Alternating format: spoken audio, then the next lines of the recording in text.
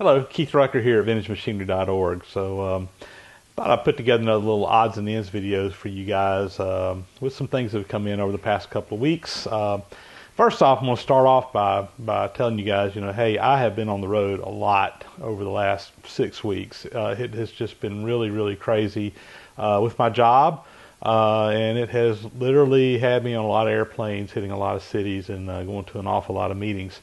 And that has really cut into my shop time over the last month and a half. And if you've been following my channel, you've probably seen a decline in videos during that time. And guys, it just simply has nothing more to do with the fact that I just haven't had time to be in the shop. If I'm not in the shop, I'm not shooting videos. Good news is that things are starting to slow down. Still got some traveling between now and the end of the year, but not nearly like what I've been through the last couple of weeks. So hopefully we will have some time, particularly in the evenings and stuff, to get out here and do some work in the shop and on the weekends.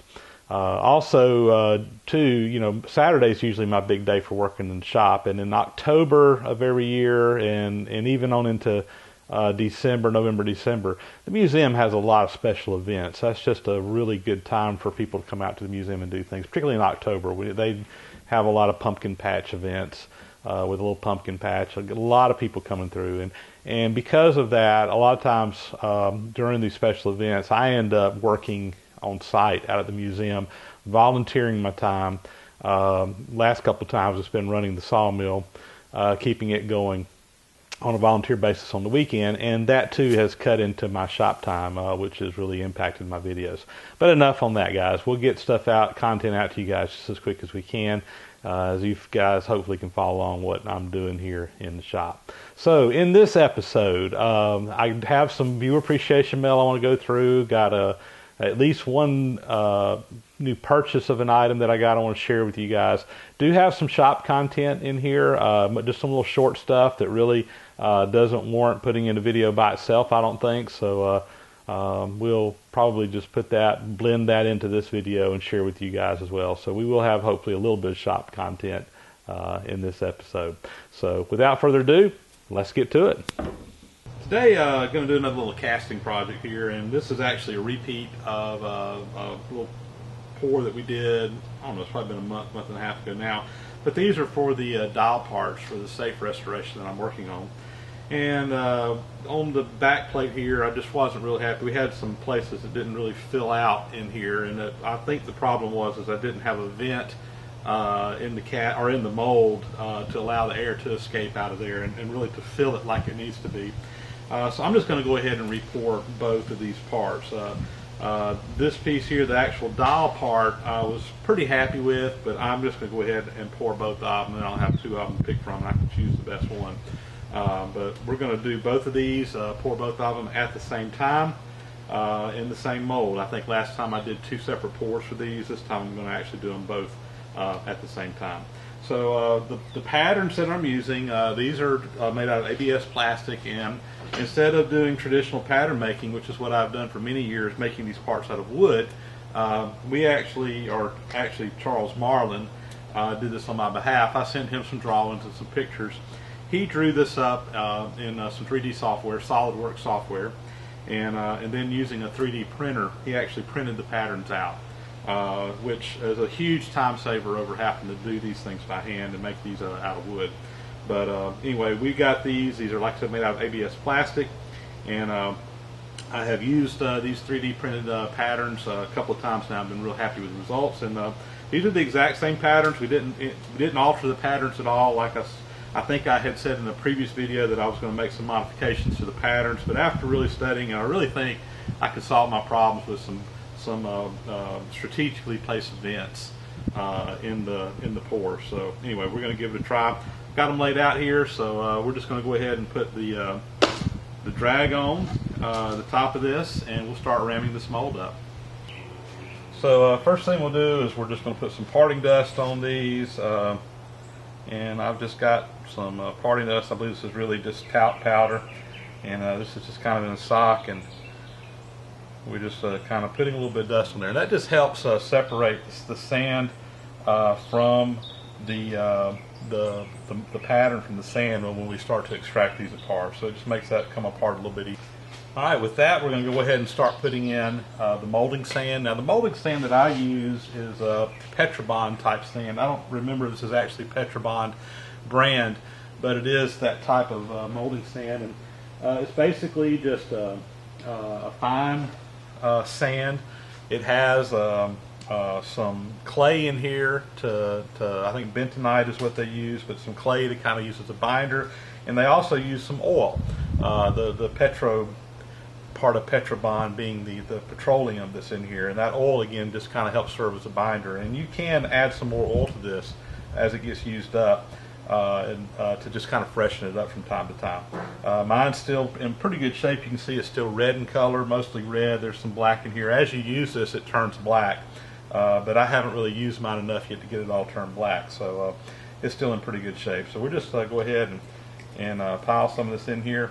You know, with Petrobond, I'm able to get pretty fine details in the molding sand, and ideally you would sift this on here with a screen. I have difficulty getting this stuff through a screen, and quite honestly, when you pack it down, I really can't tell that it makes that much difference, so we're just going to skip that part of the step. So now with some in there, we'll go ahead and start packing this in, hitting the patterns there in a couple places. We'll put a little bit more on top of that.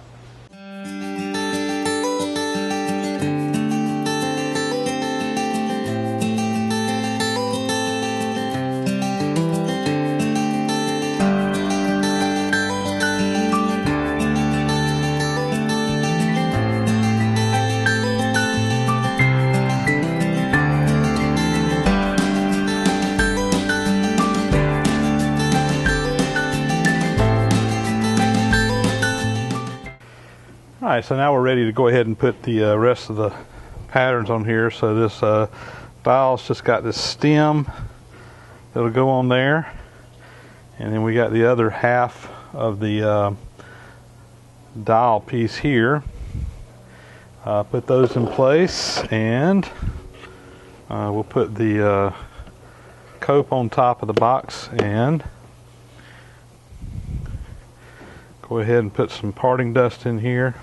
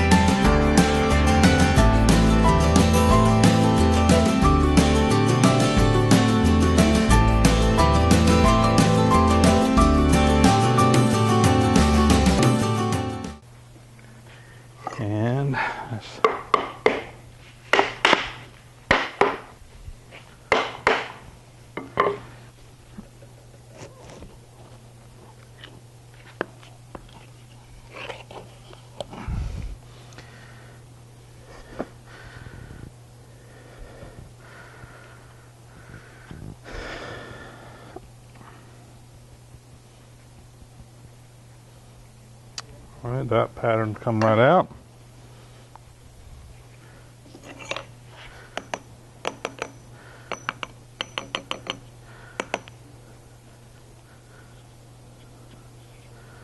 And that one comes right out.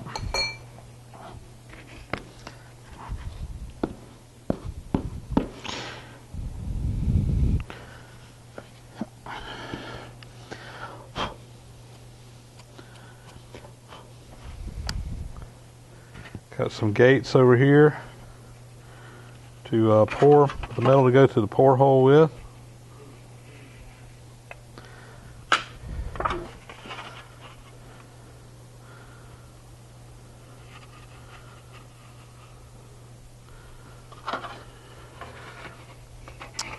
And same thing to this vent.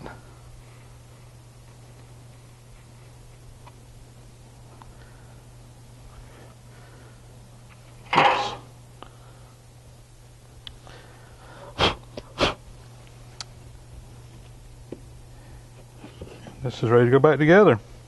Ready to pour.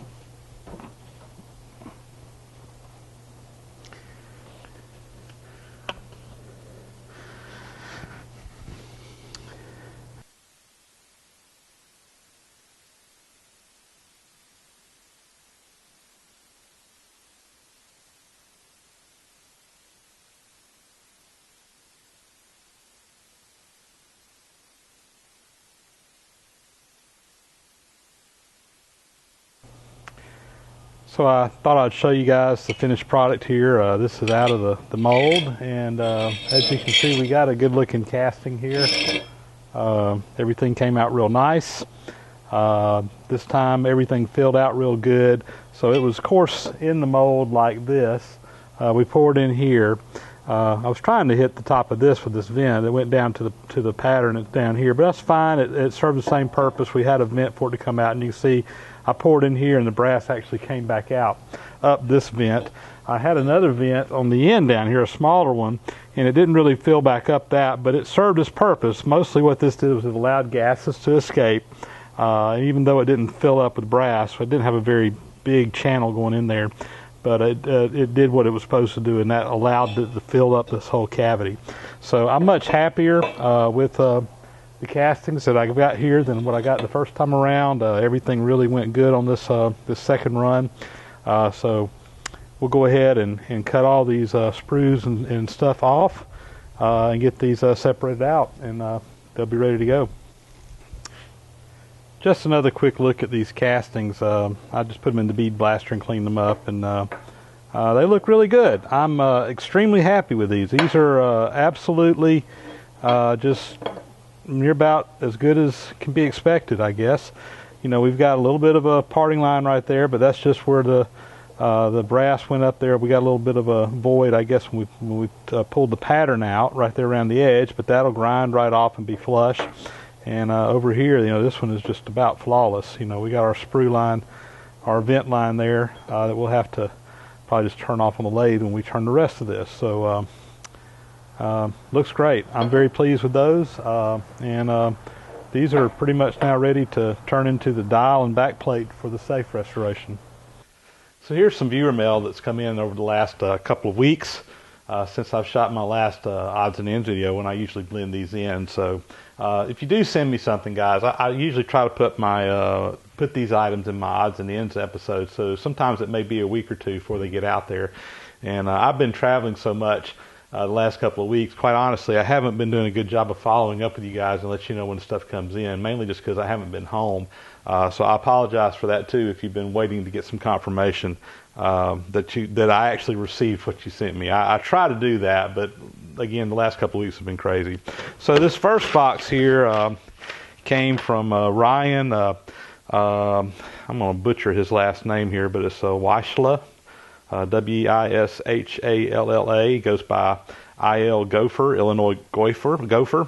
And he's actually sent out some care packages to several guys that I've been watching on YouTube the last couple of weeks, and I'm probably the last one to actually get it up. I'm just so far behind on things. But Ryan sent along some tooling here, some milling machine cutters that I feel pretty confident I can use. So start out here, this is a big end mill.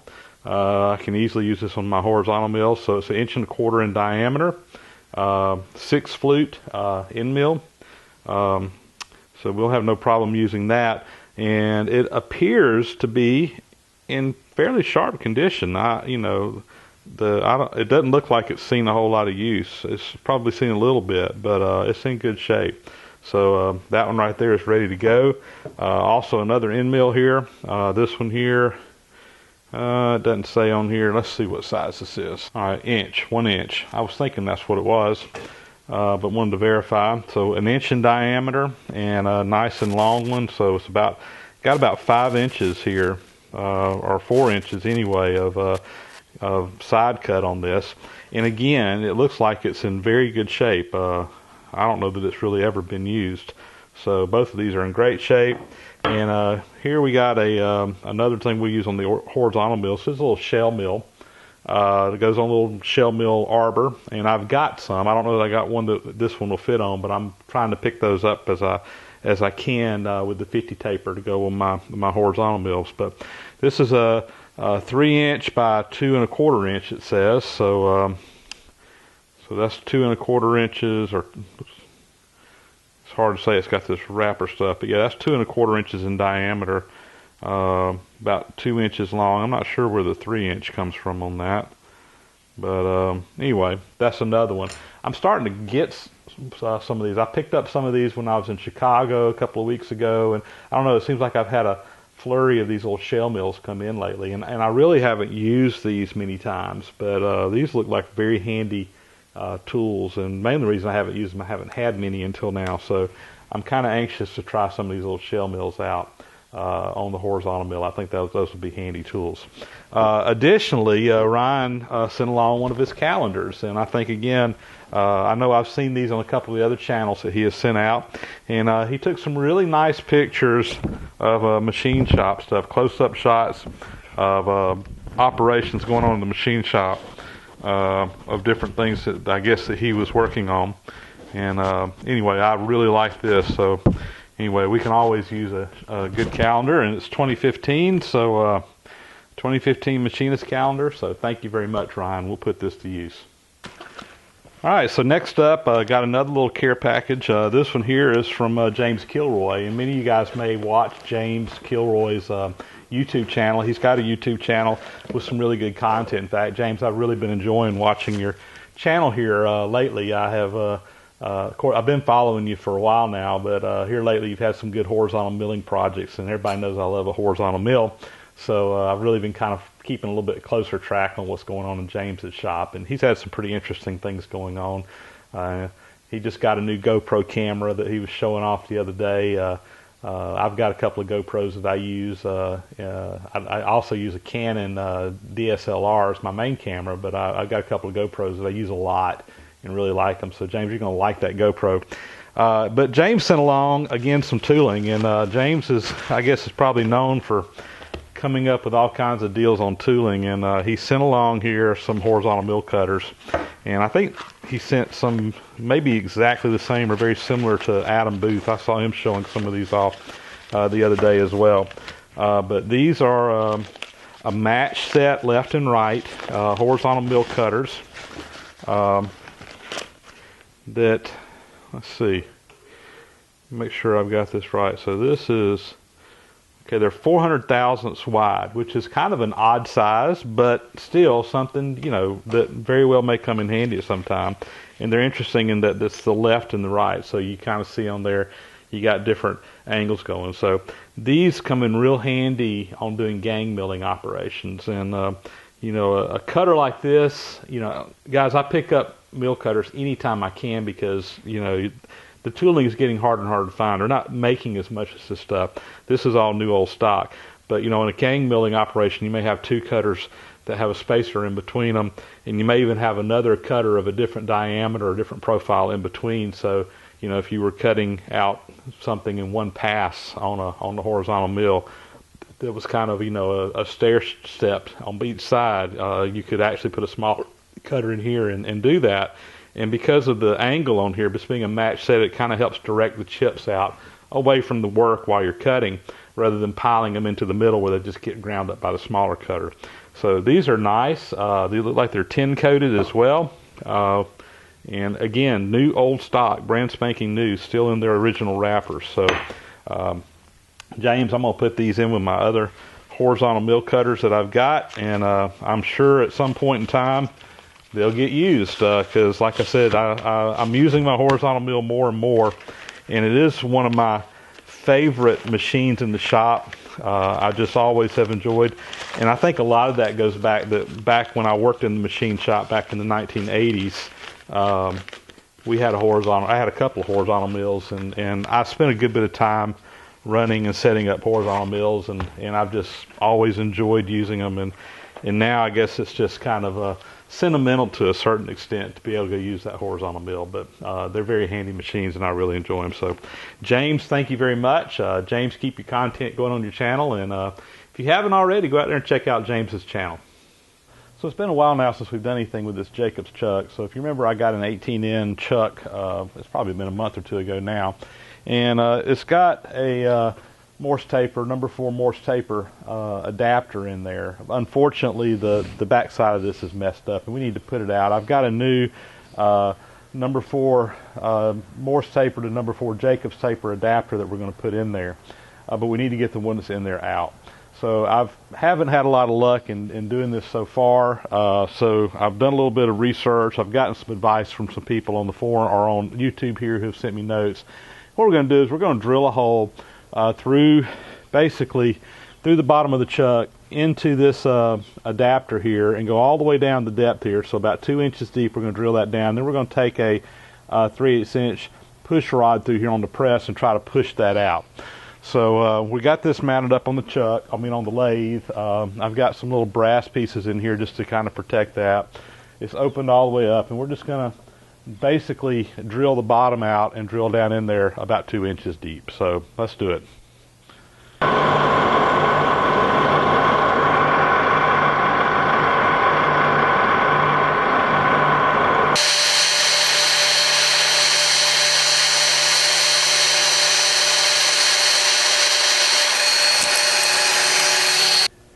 Alright, so I've got a pusher bolt here, just a 3/8 inch bolt. We drilled that hole in there, just one size larger than 3/8, and dropped that down. Notice I pulled up my jaws here in the chuck, and just loose enough that's loose. But this is going to help hopefully guide that up and keep it from bending back and forth. I'm going to put this over in the hydraulic press, and we will put some pressure on this.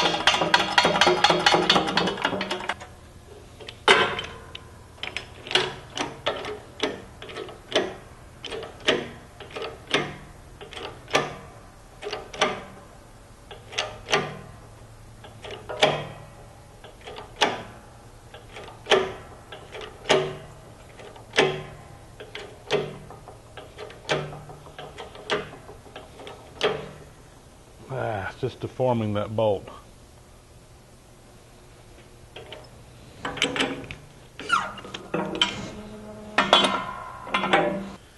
Alright, so the 3/8 bolt just started deforming under the pressure, so I've drilled it out a little bit larger. Now we've got a 1/2 inch bolt in here, and hopefully we can get it pressed out with this. So we'll try this one more time.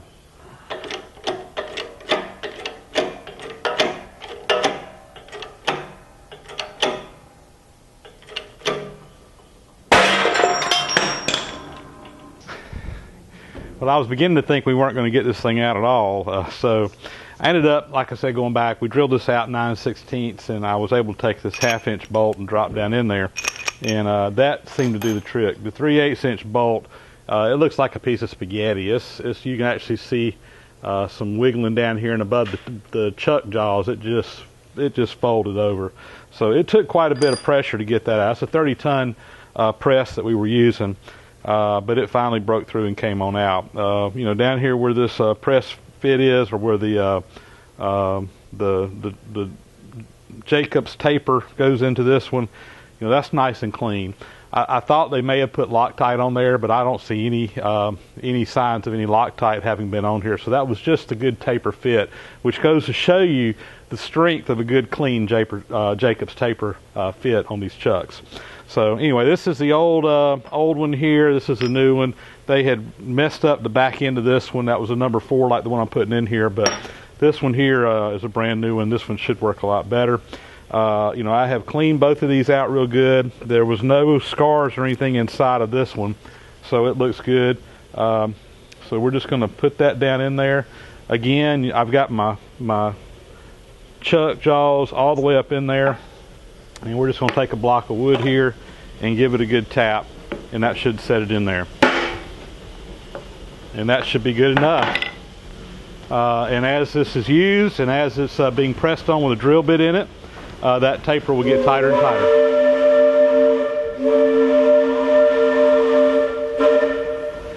Yeah, I said that taper will get tighter and tighter.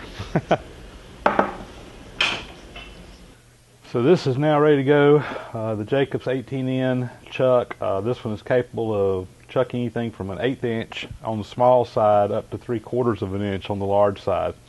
So this is a much larger chuck than a regular. As comparison, this is my 1/2 inch chuck.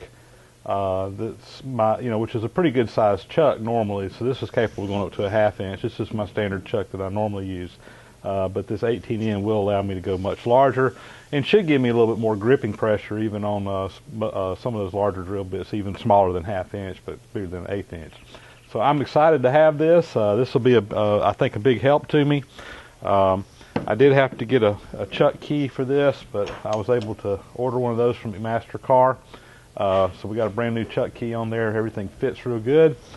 So we're good to go. You know, Jacobs did make a 20N, which is capable of going up to a 1-inch shank. And one of these days I wouldn't mind finding one of those just to be able to put in some of these bigger chucking reamers and things that I occasionally have a need for. So there you go.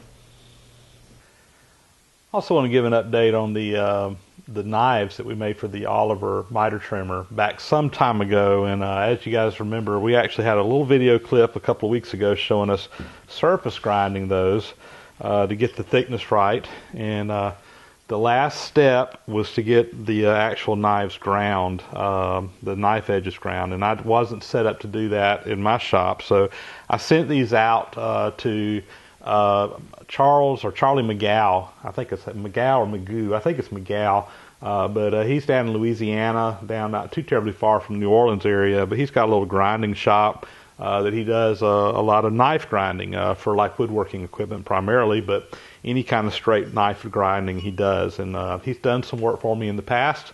Always have done an excellent job. So I sent him the Oliver knives here, and these came back in the mail here in the last week or two since the last time I've done a video. And I wanted to kind of give you an update on these. So these are 100% complete now.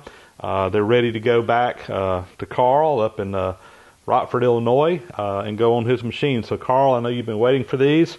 I know it's taken a while to get these done. I was going to take these back up to him when we went to ArnFest a couple of weeks ago, and he said, no, just go ahead and send them out and let me take care of getting the edges ground. I was going to take them to him and let him do that himself, but he didn't really have a good person to do it, so I said, okay, we'll take care of it. So Charlie did a great job on these. I'm very satisfied with those. And additionally, I've got a little miter trimmer, an Oliver. Actually, mine is a pre-Oliver, American, I can't remember, American something, but they changed their name, or they were forced to change their name to Oliver. But so this is like a very early one, late 1800s model. Mine's smaller, but as long as I was getting them sharpened, I took mine off and sent mine into them. So mine had the original knives in them, or at least I assume these are original. One of them was kind of messed up here at the top, but that's actually up in the part of the trimmer that really doesn't get used, so I just went ahead and sent these to him as they are. And anyway, he got these done and sent these back from me, so I'll be putting these back on my trimmer soon and have nice sharp knives again. I don't think I've ever sharpened them. I've always just used them as they came. They were fairly sharp before, but had a few nicks in them. Now, you know, I've got a perfect edge on them. I will mention that Charlie does do grinding as a business, and if you got any grinding with work that you need to have done, particularly I don't think he's set up for doing like end mills and that kind of tooling, but for a lot of just regular straight type grinding, he is set up for doing that. Does an excellent job, and I'd encourage you to get in touch with him. And I'm going to put his phone number down here. He asked me to do this, to put his phone number on the video, so I'm going to put that down there. And if anybody wants to give him a call, he does very good work and does it at what I think is very reasonable prices. So give Charlie a call if you got some grinding work you need done. So I thought I'd show you guys the grinder restoration that we did up here at ArnFest. So this is made by Mall. This grinder is M-A-L-L. And of course you can see the little tool rests that we made that are on here. This was started out, it was pretty rough looking, but we cleaned it all up, got it all painted. The stand, that nice looking Art Deco stand, is actually a reproduction made out of MDF, medium density fiberboard. It looks really nice on there. Anyway, this was done here at the ArnFest and auctioned off at the raffle we had last night, or it was the auction last night. So very nice restoration. So this next item here I'm kind of excited about. So this kind of goes back to the ArnFest event in a roundabout way. So while I was up there, I was visiting with John Bringer, who is someone I've met a couple of times at some of these different events around the country, participates over in the OWWM forums, and like I said, I've met him up a couple of times, super nice guy. But we were sitting there chatting during the, at some point, I don't remember exactly when it was, and and he just happened to mention, you know, I got a collet chuck at home, and he didn't bring it with him. I said, well, you know, I've been kind of looking for a collet chuck to go on the Lodge and Shipley lathe, and quite honestly, I really didn't have very high hopes on it, because most collet chucks are smaller collet chucks, and they don't have the right fittings to go up. We've got a D16 taper pin lock or taper lock system to mount chucks and what have you on that lathe, and you just don't see a lot of that stuff out there. They're out there, but you just don't see a lot. But when you said he had a collet chuck, you know, I'm thinking, all right, probably fits a little south bend or something, which really wouldn't do me much good. So I said, well, yeah, send me some information on it when you get home, and you know, I'll take a look at it. Well, he sent me some pictures, and I immediately realized it had the right kind of fittings on here. So I'm like, okay, well, what size is it? So he got some measurements for me, and lo and behold, it fits the Lodge and Shipley. So this is actually a hard-inch, number 22 D6, which has the D16 faceplate on there, or mounting plate on it, and it is a nice, very nice condition collet chuck. And it takes I believe this takes a 22J collet. It didn't come with any collets, which is going to be somewhat of a challenge, as rounding up a set of collets for this thing. But anyway, it's nice to actually have a collet chuck I can use. And I have mentioned before on several occasions that I really wish that I had a collet chuck to use on certain jobs that come in. So this right here is something I'm real excited about. I really, like I said, I would have never thought he would have had the right one to fit my machine. But he did. We worked out a deal on this. He offered it to me at what I thought was a very fair price, well below what you're seeing these things sell for used, like on eBay and places like that. So it was a deal I really didn't feel like I could turn down. So I went ahead and picked it up. Like I said, now I've got to find some collets for it, and I haven't been able to find a whole lot of information on this. I mean, you can find a couple of things on the internet that show this model or what have you, but it doesn't really give you a lot of specifications. But I'm pretty sure, based on the measurements, I'm pretty sure based on a couple of things that I have found, that this takes a 22J collet. And like I said, now I've got to round up some of those. So if anybody has any 22J collets sitting around that need a good home, get in touch with me. Let me know, and maybe we can work out something on those, because like I said, I'm going to be looking for some various sizes that I can use with this new collet chuck. So very excited about the new collet chuck. Thanks, John. So just checking out the collet chuck, speed chuck here on the lathe. Mounts up just perfect. Everything looks good. That when you spin that, there's some threads back there in the back that the collet screws up inside there with, and when you turn this, it spins those threads and basically draws that collet into the chuck and tightens it up. So again, all I need now to do is find some 22J collets to go with this, and we'll be able to start using this collet chuck. Exciting. So I've had a lot of questions over the last week or so since I posted my video on my seller's drill grinder, wanting some more information about the setup on this. So I thought I'd take a couple of minutes and just kind of zoom you in a little bit closer and show you some of the features of these arms that hold the drill bits, the little chucks that hold the drill bits, because again, there were some questions on that. So these are the arms that go into the machine that hold the drill bits, and I got two different sizes here, and they're made for different size drill bits.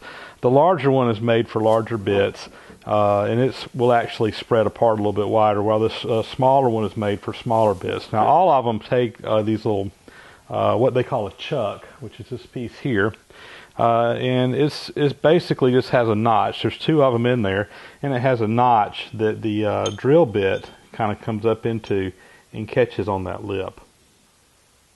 So you can see the little notch in there, and again, that's just made for that drill bit to catch into, kind of like such. And there's one on each side. So I had a lot of comments about from some folks wondering about how this worked, because it looked like in the video, and I saw it too when I was in there looking at them, that it looked like only one of these jaws was actually moving in now, one of the chucks whereas in reality, when you crank this, both of them are moving, so they both move in and out. One is moving, they're both moving, so basically it's self-centering. When you crank that in there, it's going to keep that drill bit right on center here, with the center part on the bottom for the bottom of the drill bit. So it's always self-centering. The only difference between the two that I have here is this smaller one here. It doesn't have quite the range of movement in it as the one for larger bits. And there are different, they call these chucks, the little jaws here that hold the bits. And there's different ones for different size bits. And I think I've got 4 different types of jaws, or chucks as they're called again. So when I purchased this, it actually came with a set of a lot of different sets of these chucks. And when I was talking the other day, I said I didn't have the ones that go down to the very smallest size, but I got to looking, and this is a set that will fit a number 70 drill bit all the way to 1/16 of an inch. So this is the set that holds the really tiny bits. Let's see, then I've got this set here that goes between, it says on here between the 1/16 and 3/16. These go from 1/4 inch up to 7/16. And then this set here goes 1/2 inch to 1 inch. So between them I can basically go all the way from a number 70 up to a 1 inch drill bit. So there you go, guys. That puts another edition of Odds and Ends in the books. So again, as always, I want to thank you guys for sticking in there, watching my videos, and staying to the end if you stayed this far. Appreciate your loyalty, all the guys who come back week after week and episode after episode and watch all my videos. It really means a lot to me to see the numbers of people that are actually watching these, and hopefully you're learning something along the way out of it that I can share with you guys and just kind of help you along. One thing you can do for me, give me some feedback, give me some comments. Please do comment to my channel. The last week or two I have gotten behind on responding to comments again because I've been on the road so much and I just haven't had a lot of time. But I do read all of your comments, and I really, really appreciate your feedback. Tell me what you like, tell me what you don't like, tell me what you'd like to see in the future, and maybe we can work some of those in. But thank you so much for all those comments. If you haven't already, please subscribe to the channel. You'll get a little email when a new video is posted, and you can know when to come and check it out. So do that as well. So thank you all very much for watching.